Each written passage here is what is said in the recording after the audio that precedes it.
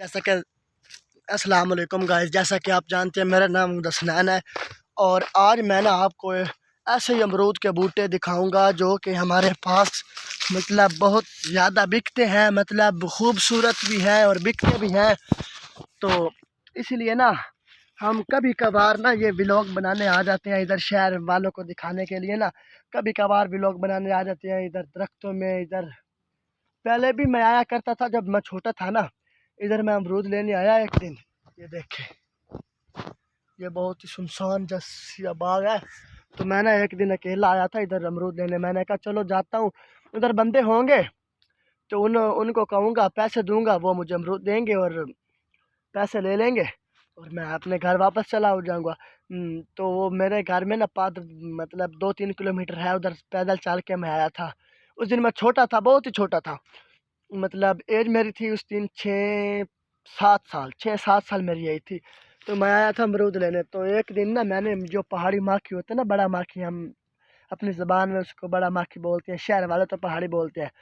जो वो पहाड़ी माखी था ना, उधर मैं आया। उस बंदे ने ना मुझे कहा कि इधर खड़ा होके तू अमरूद ये टींगा ले और अमरूद निकाल, और मैं अभी शापर चौक के कोठी से आ रहा हूँ। वो छापर चुकने गया तो मैं डर के मारे, मैं अकेला था, बाग इधर बहुत सुनसान बाग था।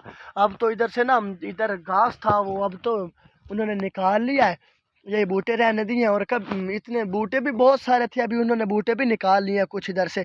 क्योंकि उधर उस दिन ना मैं बहुत ही डर गया था, सुनसान जो बाग था। तो मैंने कहा मैं उधर भागूं तो उधर भी मुझे कुछ लग रहा था भी कोई है, और इधर भागूं तो उधर भी मुझे लग रहा था कि कुछ है। तो वो जो बंदा था ना जो लेने गया था शाहपुर, वो 2-4-5-6 मिनटों के बाद आया।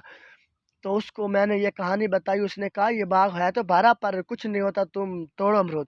मैंने कहा, फिर मैंने उसे कहा मेरे पैसे दो, मैं नहीं अमरूद लूँगा। उसने मेरी तरफ घूरी देखी। मैंने कहा चलो चलो दियो, दो दो, मैं लूँगा, अमरूद लूँगा।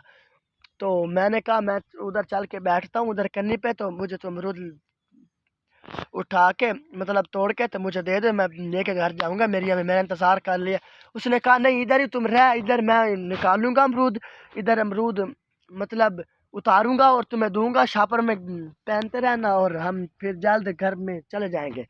तो मैंने कहा चलो ठीक है चाचू, है मेरे साथ। उसने कहा तो चले जाएंगे। तो मैं उसने मुझे अमरूद दे दिए। मैं अमरूद लेते लेते उसने शाम कर दी।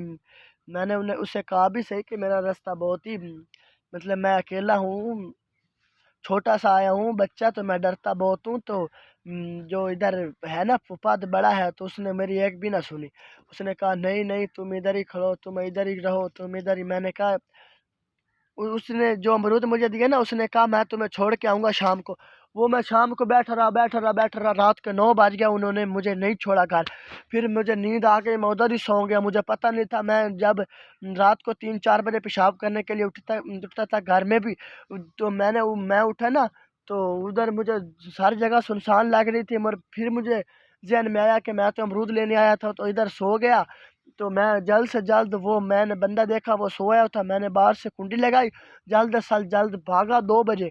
तो 2:30 बजे मैं घर पहुंच गया। मेरे घर वालों को मैंने उठाया, वो उठ नहीं रहे थे। तो इधर इस बंदे को भी पता लग गया कि वो बच्चा जो है ना भाग गया। इसने दरवाज़ा खटखटाया, उधर से बाहर से कोई आता जाता नहीं था, कभी कभार कोई आता था। तो मैं सुबह घर पहुंचा ना, सुबह मैं फिर अपने अब्बा को और अपने चाचू को और अपने भाई को लेके आया। मैंने कहा उस बंदे ने ना मुझको रात तक घर उधर उधर ही रखा। तो उसने कहा मैं शाम सुबह छोड़ के आऊँगा, वो मैंने छोड़े। उससे मैं अब्बू को ले आया, उन्होंने दरवाज़ा खोला, अंदर से उनकी पिटाई की, बहुत खूब पिटाई की। और आप भी ऐसा बचा करें, अकेले बच्चों को कभी कभी कभार किसी भी काम से ना भेजा करें। तो सो गाइस, मेरे चैनल को सब्सक्राइब कर देना और वीडियो को लाइक शेयर ज़रूर कर।